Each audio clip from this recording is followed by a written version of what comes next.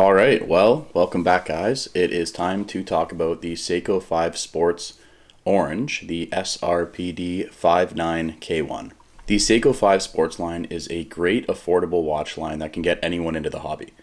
The Seiko 5 Sports bears a resemblance to the beloved Seiko SKX, which is now discontinued, unfortunately. The dial is covered by Seiko's hard Lex crystal, which is more scratch resistant than a mineral glass.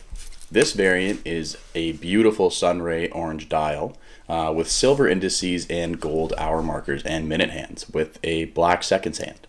The indices and hour markers are filled with Seiko's LumaBright, which, as I'm sure you know, works amazing. This watch has a white day-date window with black letters and numbers.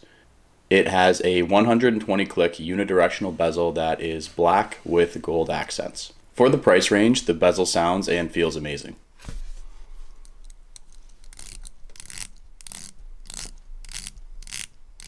So some people don't like the day date feature. I personally think it's pretty practical. It can be a bit annoying when you are setting the watch if you haven't worn it and you do have to reset it. But to me, that's kind of part of the fun of automatic watches. The reason I bought this watch is because most of my collection was blue, black, or gray. They were all neutral tones that can kind of go with anything. My collection was more on the conservative side, you could say. And I think for the value, you can't go wrong picking a bright color like this. I personally would have a hard time purchasing some sort of fun or funky colored watch in the price range that is more expensive at this point in my life. And for that reason, I think this is a great purchase. You really can't go wrong at this price range picking a color because you're not going to regret it. So the case size is 42.5 millimeters in diameter, 46 millimeters lug to lug, and has a thickness of 13.4 millimeters. The dimensions make this watch sound like it would wear a bit on the bigger side, but due to the short lug-to-lug distance, the watch actually wears more like a 41 in my opinion.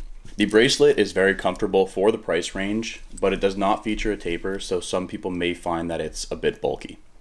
The stainless steel bracelet has a brush finish and a 3-fold clasp with a push-button release. The clasp also has 4 micro adjustments, which gives you the ability to get a very well-fitted watch. Especially in this price range, it's a huge plus. Well, the movement powering the Seiko 5 Sport is the Seiko's 4R36 movement, which is a manual with automatic winding capabilities. Seiko states that the movement runs plus 45 to minus 35 seconds per day. Personally, after wearing this watch, I find this watch runs 5 to 10 seconds fast a day, and I often find that Seiko overshoots this aspect for some reason. It has a 100 meter water resistance, although it is a push-down crown. I would personally still swim with it and shower with it just because of the affordable price tag. This movement isn't the most impressive movement, but it's quite reliable, especially in this price range. The backside of the case sports an open case back, and again, even though it's not the most impressive or beautiful movement, I still love to see it. Again, it is a push-down crown, but it does feature hacking and hand winding, which is always a plus if you are as particular as I am. So I'll try this guy on and show you the fit here.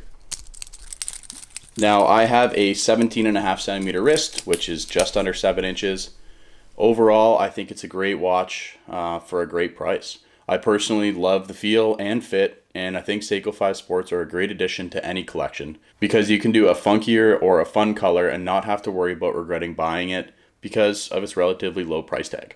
The Seiko 5 Sports line retails at $375 Canadian, but you can find them anywhere from 30 to 40% off at most retailers, and you can find them on the secondary market anywhere from $150 to $300 Canadian.